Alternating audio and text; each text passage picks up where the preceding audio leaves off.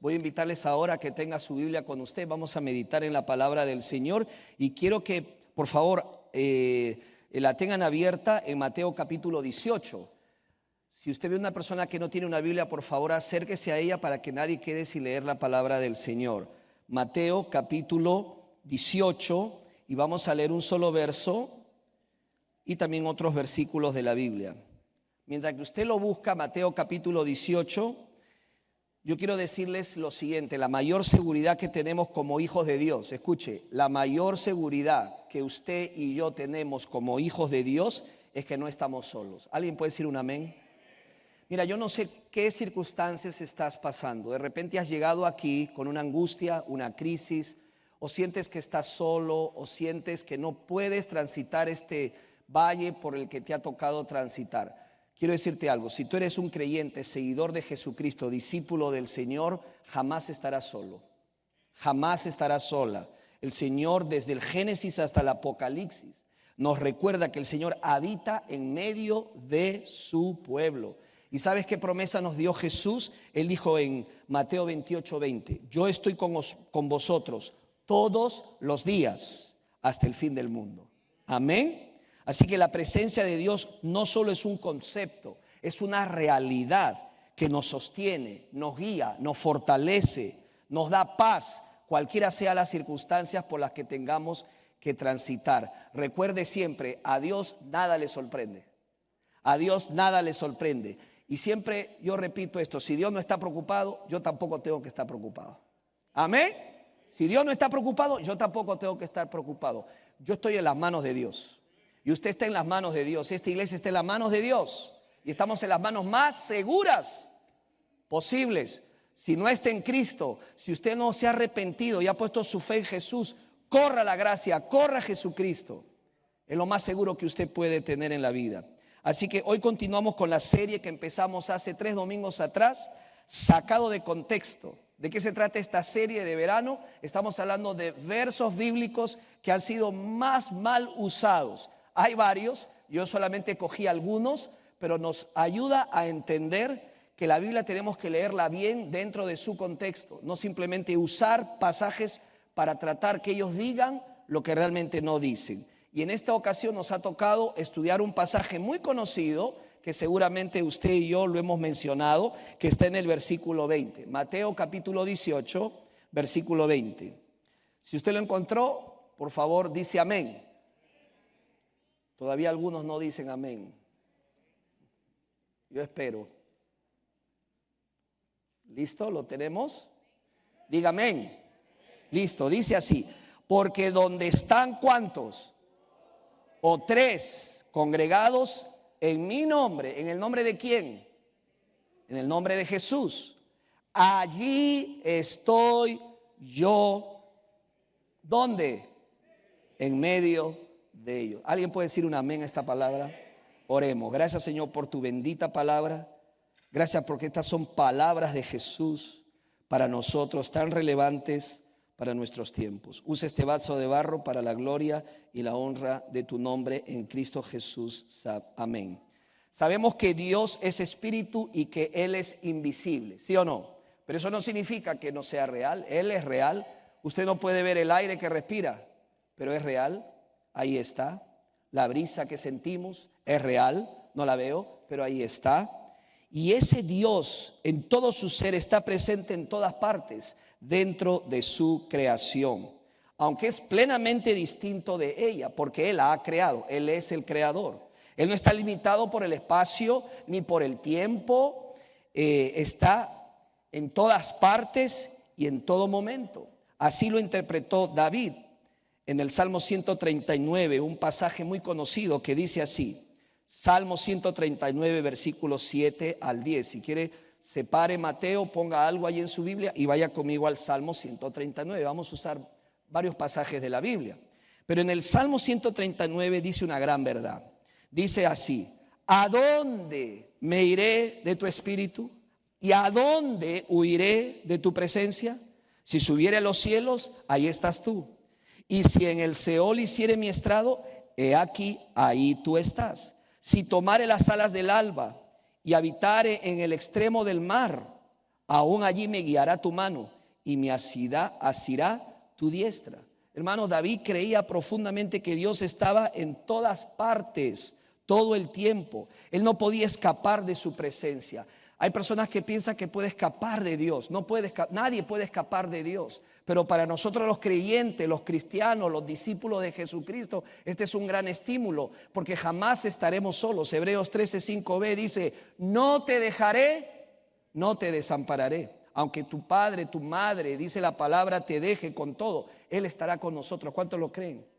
Jamás estarás solo una vez que aceptas a Cristo en tu vida como Señor y Salvador personal. David creía que Dios estaba en todas partes, en todo tiempo, en todo lugar. Pero esta no es la única manera que la Biblia habla acerca de la presencia de Dios. Además, muestra que la manera más dramática en que Dios se ha revelado o ha revelado su presencia es en la persona de Cristo. ¿Sí o no?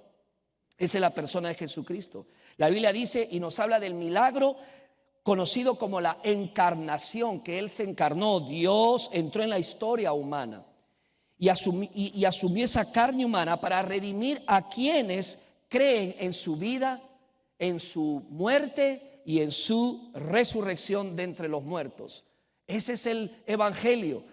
La Biblia dice: cree en el Señor Jesucristo y serás salvo. Hoy es día de salvación, dice la Biblia, y ojalá que tú puedas arrepentirte de todo corazón, como lo hemos hecho, como yo lo he hecho, y creer en Jesucristo. Pero no solamente Él se revela a través de la creación, a través del Hijo, sino también sabemos que el Espíritu de Dios está plenamente en nosotros. El Espíritu mismo de Dios, plenamente Dios mismo, que ha decidido residir en los corazones de aquellos que confían en Cristo como su Salvador y Señor personal. No solamente que está con nosotros el Espíritu, sino está en nosotros, dice la palabra del Señor, dentro de nosotros. Es más, el Espíritu Santo da testimonio a tu espíritu de que eres hijo de Dios. Usted no le puede decir a alguien y darle una afirmación que es hija de Dios, que es hijo de Dios. ¿Solo quién? El Espíritu Santo de Dios. Diga el Espíritu Santo de Dios. Diga el Espíritu Santo de Dios.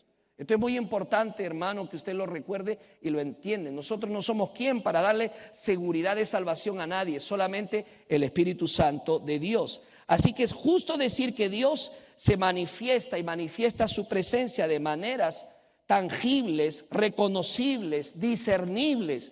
Dios está en medio nuestro. Amén. Dios está con nosotros. La mayoría de veces cuando leemos acerca de la presencia de Dios en la Biblia se acompaña con la idea que de donde quiera que nosotros estemos o donde quiera que nos reunamos, la presencia de Dios asegura su bendición. ¿Sí o no? Donde está Dios hay bendición.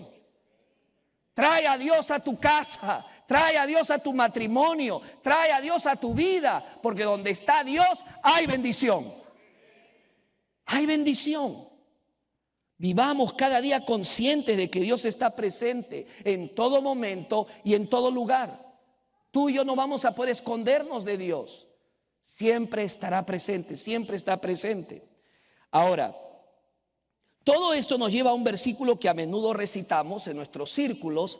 Probablemente lo has hecho, lo hemos hecho y lo hemos declarado y lo hemos manifestado muchas veces cuando nos reunimos en un tiempo de oración, un tiempo de adoración. Escuchamos estas palabras de Jesús en Mateo 18:20. Dice así: porque donde están 2 o 3 congregados en mi nombre, allí estoy yo en medio de ellos. ¿Es una gran promesa, sí o no? Sin duda es una gran promesa. Cristo le comunica a su iglesia que cuando se reúne, Él está presente. Podemos estar seguros de que Él está espiritualmente presente. El libro de los Hechos, hermanos, es el libro donde vemos a Jesús dirigiendo su iglesia. Él es la cabeza de la iglesia. Amén. Él siempre está presente. Ahora, cuando leemos Mateo capítulo 18, tenemos que hacernos la gran pregunta: ¿cuál es el contexto de ese pasaje? ¿En qué contexto está? ¿Cuál es el contexto? ¿De qué está hablando Jesús? Este es un principio elemental para entender las Escrituras. Si no, terminaremos asumiendo algo que la Biblia no quiere decir. ¿Con qué propósito se reúne la iglesia? ¿Con qué propósito Jesús da estas palabras? Está hablando que Él estará presente cuando se reúnen a orar. Él se hará presente para tener comunión, para adorar al Señor. Tal vez te sorprendas darte cuenta de que no es para ninguno de estos anteriores. No lo es. Ahora, ciertamente nosotros creemos que cuando nos reunimos, el Señor está con nosotros. Amén. ¿Sabe qué? Uno mayor que este lugar está aquí con nosotros. ¿Alguien lo cree? ¿Alguien lo cree? Yo lo creo, hermanos. Cuando servimos la Santa Cena, la presencia de Dios se manifiesta.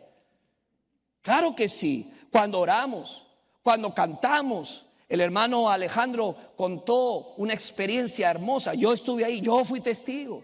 Estábamos en una casa y hermanos, los hermanos estábamos alabando, adorando a Dios espontáneamente. No había música, no había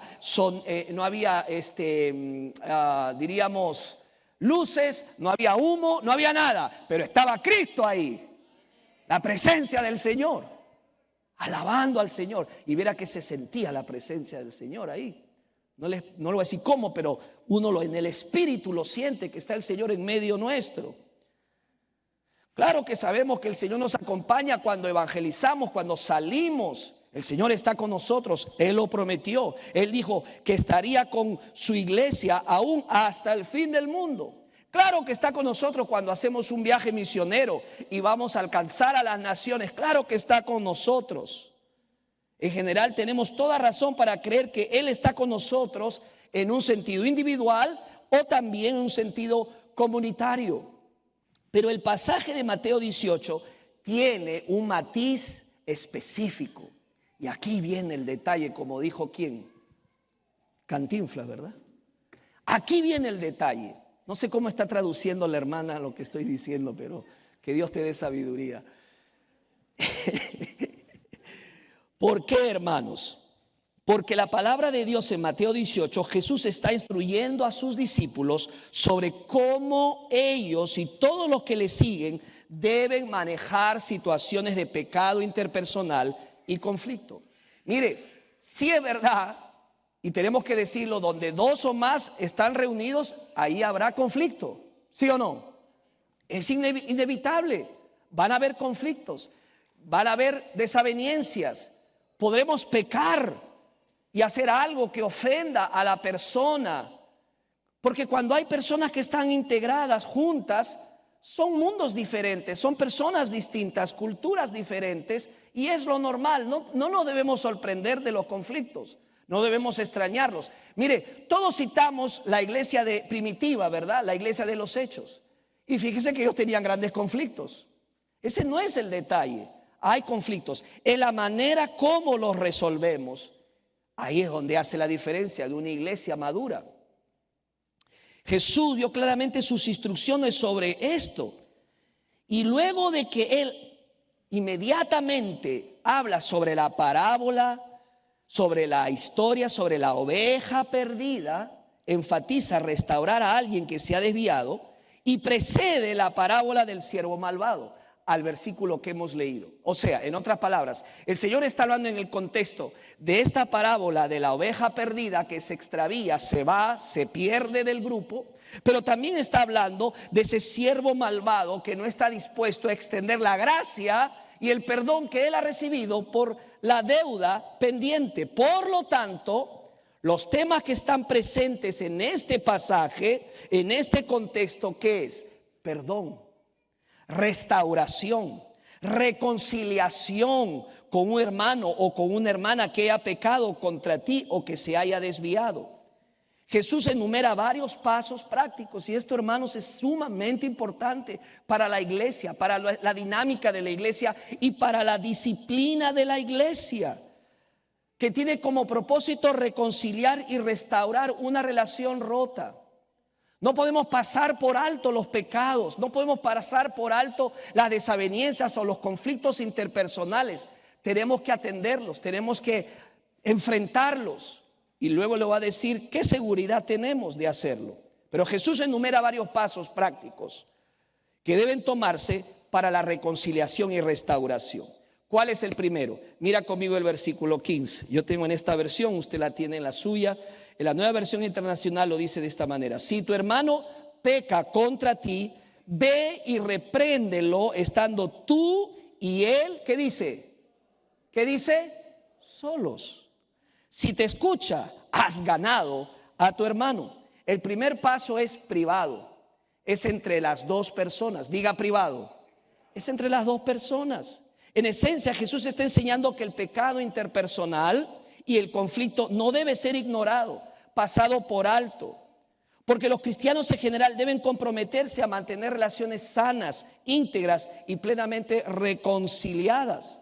Es triste ver dos hermanos o dos hermanas peleados, que han discutido, o que uno de ellos ha pecado contra su hermano o su hermana y ni siquiera se miran, se pasan por alto. Si él entra por una puerta, la otra persona entra por la otra puerta.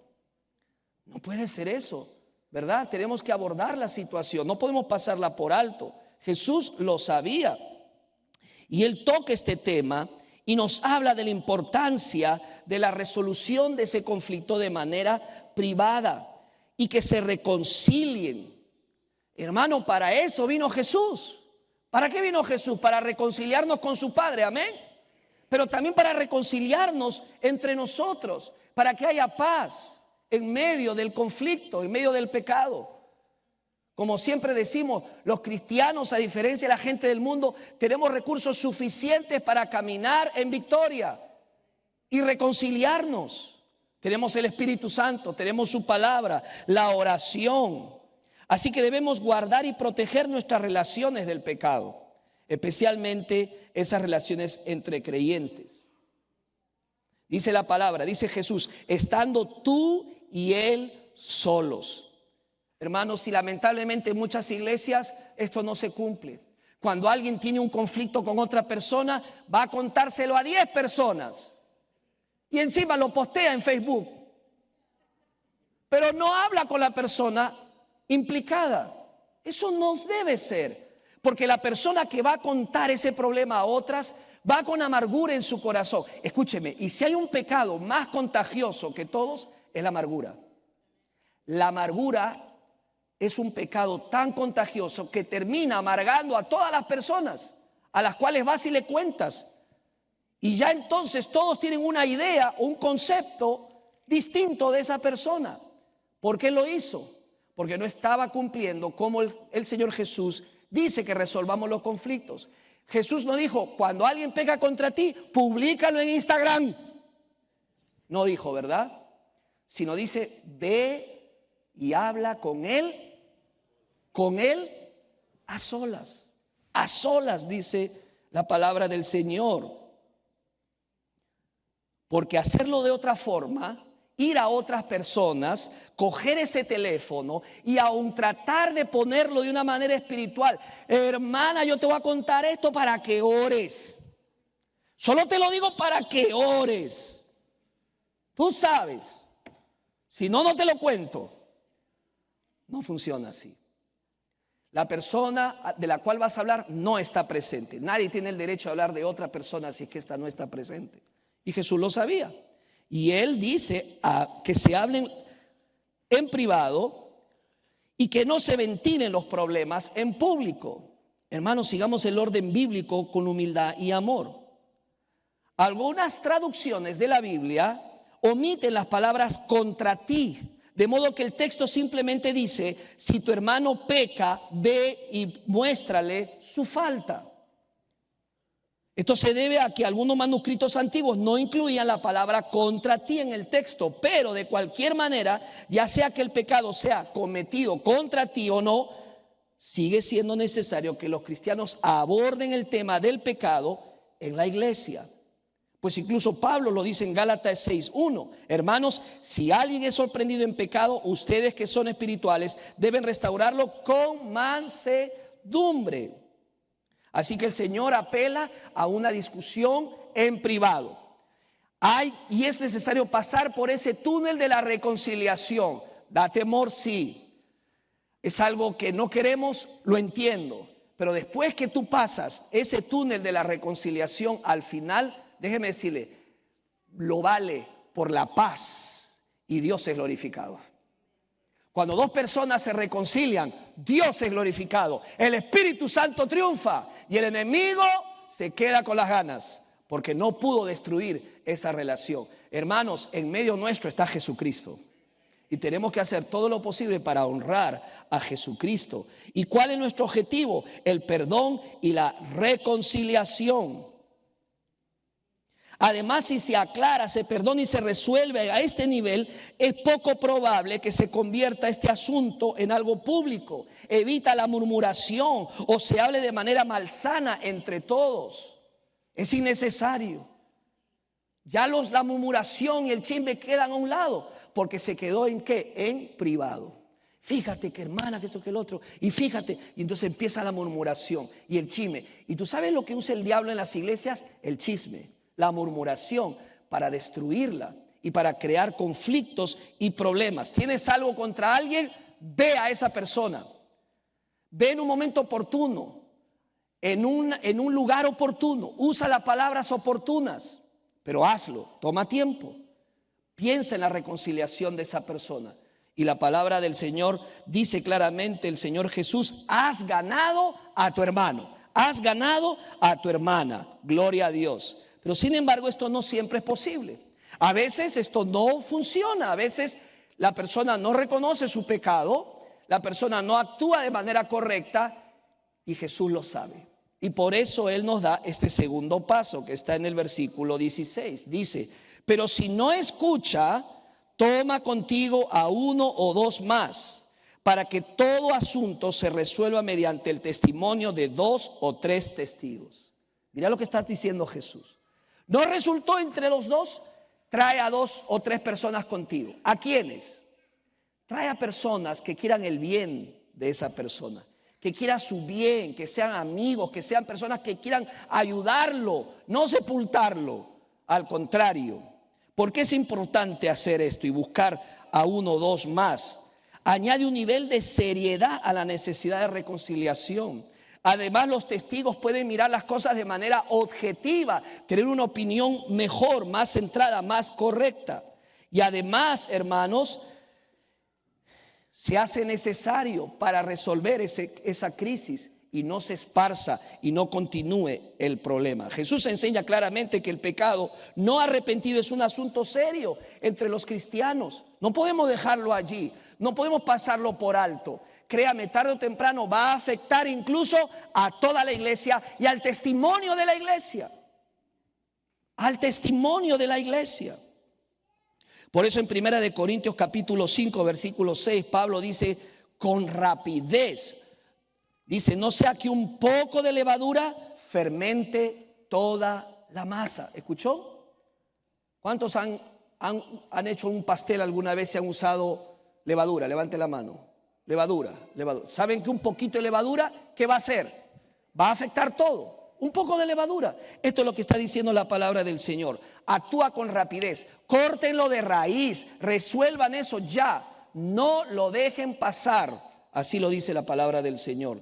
En otras palabras, el pecado que no se enfrenta o se ignora puede ser devastador para el testimonio de la iglesia, puede ser destructivo, destruye vidas, destruye relaciones, destruye iglesias, destruye incluso generaciones. Y no podemos darle gusto al enemigo, al contrario. Pero ¿qué pasa si esto no resuelve el asunto? La persona persiste en su pecado y no se arrepiente. El Señor nos da la solución y ahí entra el tercer paso. Mateo capítulo 18 versículo 17. Dice: si no hace caso, díceselo ¿a quién? A la iglesia. Y si incluso a la iglesia no le hace caso, trátalo como si fuera un pagano o un recaudador de impuestos. O sea, lo que Jesús está diciendo: si esto no se resolvió en el segundo paso, no quedará otra cosa que traerlo a la iglesia. Esa será la prueba de la iglesia y la madurez de la iglesia, cómo tratan esta situación. ¿Cuál es el propósito de hacer esto? No para destruir a la persona, sino que para que la persona sea restaurada. ¿Tú te imaginas una iglesia en donde la persona acepta su error, pide disculpas, pide perdón, se arrepiente, ¿qué va a pasar con esa iglesia? Es una celebración, ¿sí o no? Porque la persona está entendiendo, la persona está aceptando, está confesando. Y eso es algo que el Señor espera de nosotros. Lógicamente, primero hay que hablar con el liderazgo de la iglesia. Y quizás algunos líderes de la iglesia están envueltos en esta situación. Y luego a todos. Ahora, ¿por qué Jesús dijo esto? ¿Por qué hacer este tercer paso? Porque el pecado no arrepentido es un asunto serio. Trae consecuencias. Porque hay que alcanzar al que está desviado. Hay que restaurarlo. Somos hermanos, hermanas. Si le pasó a él, me puede pasar a mí, te puede pasar a ti. ¿Sí o no, hermanos? Por esa razón, alcanzar a alguien que se ha desviado debe ser nuestro propósito. Ganarlo de nuevo. Que esta persona sea restaurada. Esa es nuestra meta. Es cierto que no muchas iglesias hoy están dispuestas a practicar este paso. Principalmente porque malinterpretan su propósito o lo confunden con algún tipo de juicio inapropiado o castigo hacia esa persona. Pero nada de eso es verdad. La iglesia tiene la obligación, escúcheme, lo enseñamos hace unos domingos atrás. Debemos emitir juicios morales en casos de pecado no arrepentido dentro de la iglesia. 1 Corintios capítulo 5 versículo 12. Además, nada de esto debe verse como un castigo. Hermanos, ya alguien tomó el castigo que merecíamos. ¿Quién? Jesucristo. Él recibió el castigo completo por nuestros pecados en la cruz. Acá no estamos para castigar a nadie, acá estamos para restaurar a las personas en amor y con misericordia. Y gracia hemos recibido, esa gracia debemos dar a otros. ¿Cuántos dicen amén? Hermanos, es un acto de gracia, de misericordia. Recuerda que este versículo que estamos estudiando lo precede la parábola de Jesús sobre la oveja perdida. Sobre la oveja perdida. Amar a la oveja perdida, restaurar a la oveja que se ha extraviado, saliendo a buscarla. ¿Cuál es la meta entonces aquí? Es la reconciliación, no el castigo. Esa es la meta. Tenemos que ser misericordiosos. Tenemos que extender la misericordia del Señor y gozar del gozo que llenaría la iglesia ver a la persona arrepentida y restaurada. Qué transformación e impacto para la iglesia. Hermanos, tenemos que entender y llegar a la madurez espiritual de ayudar a las personas a ser restauradas. ¿Sí o no? Porque una persona en pecado, una persona que no ve su error, el diablo la inutiliza, la extravía, hace inútil sus esfuerzos, se siente que no puede hacer nada en el reino de Dios. Y no podemos permitirlo. Confiemos en que Cristo está presente, hermanos, para guiarnos en estos procesos difíciles y demos paso en fe hacia la reconciliación. Pero lo que es ideal no siempre se convierte en realidad. Repito, lo que es ideal no siempre se convierte en realidad. Porque a veces sucede que aún la iglesia no le hace ver, o mejor dicho, esta persona no recapacita en su error y ha decidido endurecer su corazón y excluirse a sí misma de la iglesia por su negativa a volverse y recibir el perdón. Persiste. Hermanos, esto es triste y Jesús dice, entonces, considérala como una persona recaudadora de impuestos. ¿Quiénes eran los recaudadores de impuestos? Eran personas corruptas en el mismo sistema romano de la época, a que las personas lo veían como traicioneros, personas impías, ladrones, impías. Entonces Jesús le dice a la iglesia que no tendría más opción de remover formalmente a esa persona por su persistencia, removerla de la comunión del Señor. Esto no significa que todos los que permanecen en la iglesia son perfectos. No, el único perfecto es ¿quién? Jesucristo. Todos somos pecadores, estamos en el proceso, Dios está trabajando en nuestras vidas. Pero ese no es el problema, el asunto se trata de aquel que endurece su corazón hacia su pecado y se niega a reconocer y apartarse de él. Cuando esto sucede, la iglesia está obligada por nada menos que Cristo mismo a despedirlos de la comunidad reconocida de fe. Pero aún en este caso, al verlo así, se tiene que tratar a esta persona como un incrédulo. ¿Y qué hacemos con las personas que son incrédulas? Les presentamos el evangelio. Le presentamos a Cristo. Como cristianos, nuestra meta nunca debe ser darnos por vencido con alguien. Diga conmigo, no me doy por vencido. Así que incluso si la iglesia tiene que excluir a alguien de la comunión, todavía debería intentar alcanzarlo y ganarlo para el Señor. Hermanos, a través de los años del ministerio he podido ser testigo de esto mismo. Personas que han decidido rebelarse, personas que no quieren ni siquiera el consejo de la iglesia, pero a los años vuelven, y esa es una bendición. Así como vuelve la oveja perdida al redil.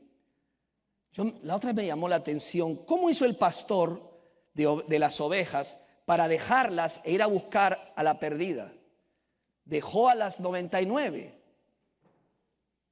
¿Se ha puesto a pensar en eso alguna vez? Dejó a las 99. Pero esas 99 sabían cómo cuidarse, sabían cómo estar juntas. Por eso el pastor tenía la confianza de salir a buscar la perdida, porque sabía que este grupo de ovejas tenían unas relaciones correctas, piadosas, y por eso se fue. Hermanos, eso es un desafío para la iglesia, de ser una comunidad de creyentes saludables, que nos amemos con amor sincero y que haya transparencia en nuestras relaciones. ¿Alguien puede decir amén? En donde amemos con sinceridad, y que si algo no nos gusta, si algo no nos agrade, podamos acercarnos a esa persona y arreglar las cosas.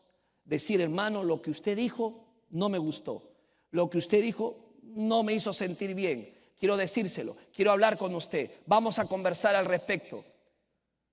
Y se llega a resolver, y mire, Dios es glorificado, porque esa restauración se dio y esa armonía se dio. Entonces, ¿qué significa este versículo? Vamos otra vez a nuestras Biblias, ahora Mateo 18, 19.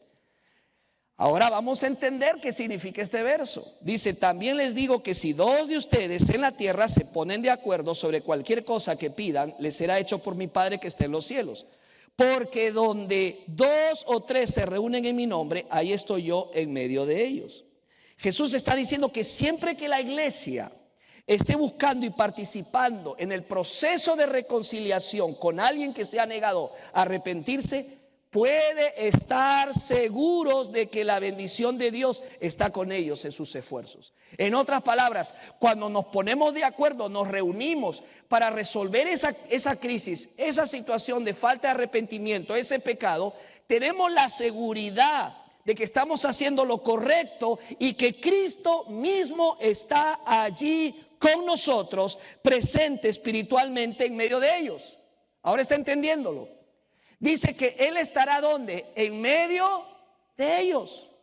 No dice estará delante de ellos, con líderes, con ellos o con los otros. Dice que estará en medio de ese pequeño grupo de restauración. Nos asegura su presencia.